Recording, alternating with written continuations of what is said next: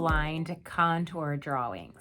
So a contour drawing goes around the outside of an object. So one of the objects I'm going to draw today is a vase. Okay, and so this vase has a texture to it. It's got these lines, and you can kind of tell that when the person made this out of clay, they took some kind of tool to dig in and make these lines. I am not going to draw those lines because contour, we want to think about, means shape. So we are focused on the shape of this vase, not the way it feels, not patterns, not colors or anything else. We really just want to focus on the shape. So the shape would be that kind of outline shape of the vase.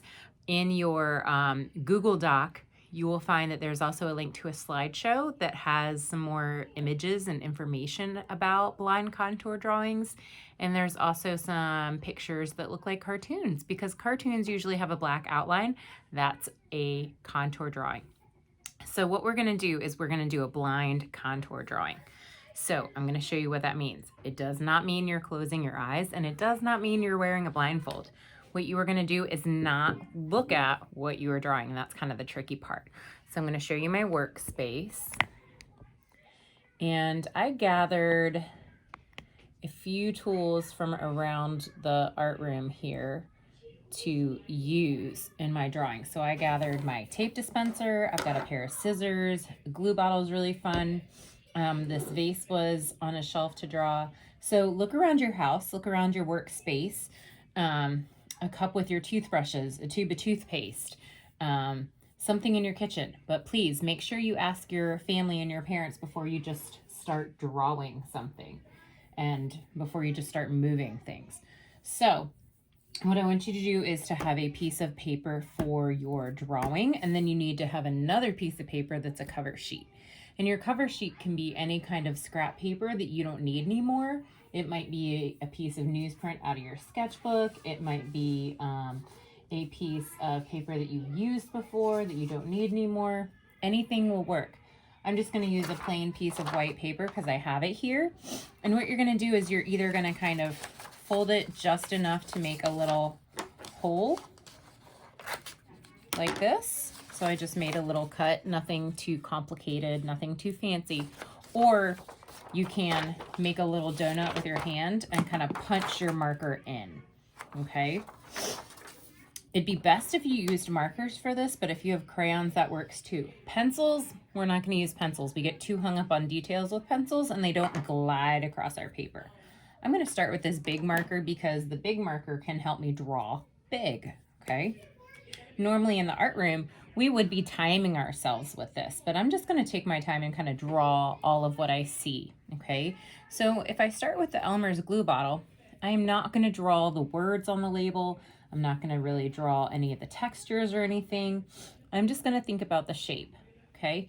So what I'm going to do is I'm going to put this cover sheet over my paper, and I'm going to do this drawing with my whole hand. If I just plunk my arm down here and then draw, I'm not going to make a very big drawing. I want to use my other hand to hold the paper still and draw with this whole hand. So you might need a few pieces of paper. So I hold my marker like normal and put my cape over top. Okay, and it's okay if it tears a little bit because it's probably going to go in recycling. So it's like a little Superman cape, and now I can't see what I'm drawing. Okay, so I'm going to start at the top of my glue bottle. I'm going to go nice and slow. So you're going to pretend that there's some kind of little bug or ant walking around the object that you are drawing, and you're just kind of following it around with your eye.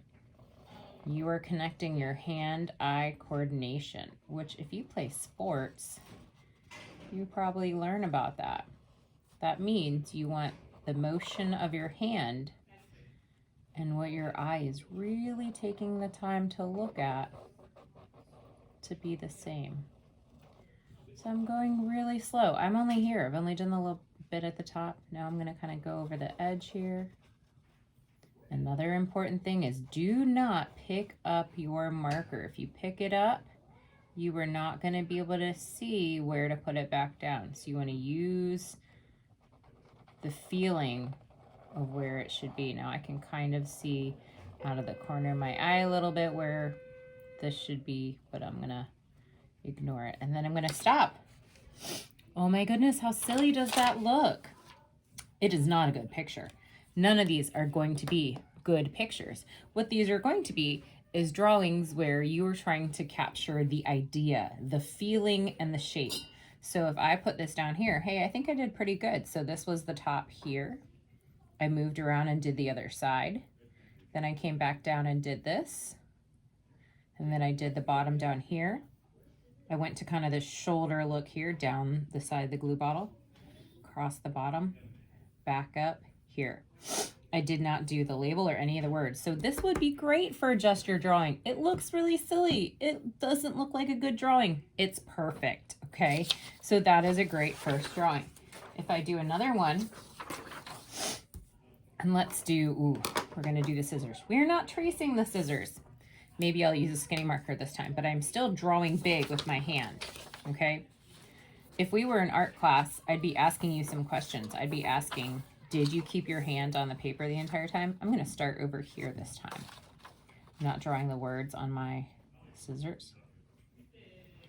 I'd be asking, did you keep your hand drawing the entire time? Did you stop?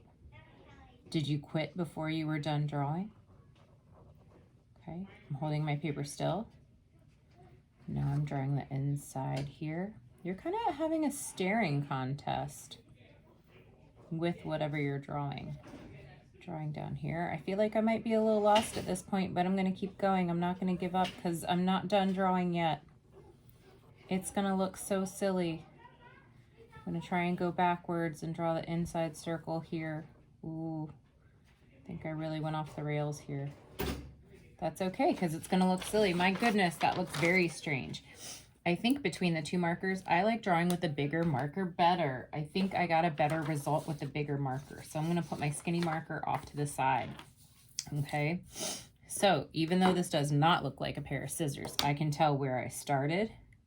You want to be able to retrace your steps. This is the curve shape here. This is the inside loop, and this is where I kind of feel like I went off the rails a little bit. I couldn't quite figure out how to do this shape, and then back here. That's okay, because we're all just learning, okay?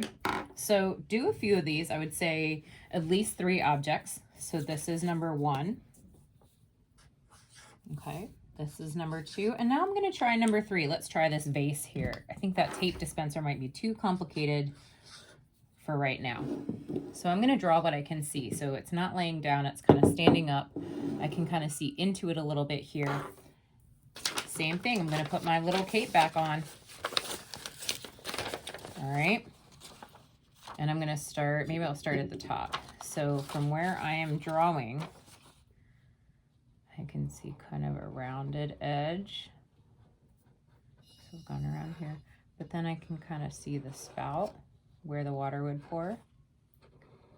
The side here, a little bit of shoulder.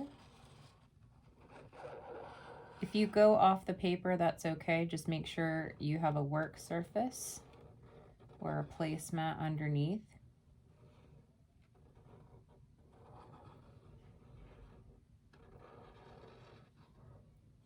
All right, so again, very strange looking, but if I retrace my steps, I can see where I was. I can see the top, the picture, the side, the bottom. I probably should have made the bottom bigger, but again, I ran out of room, okay?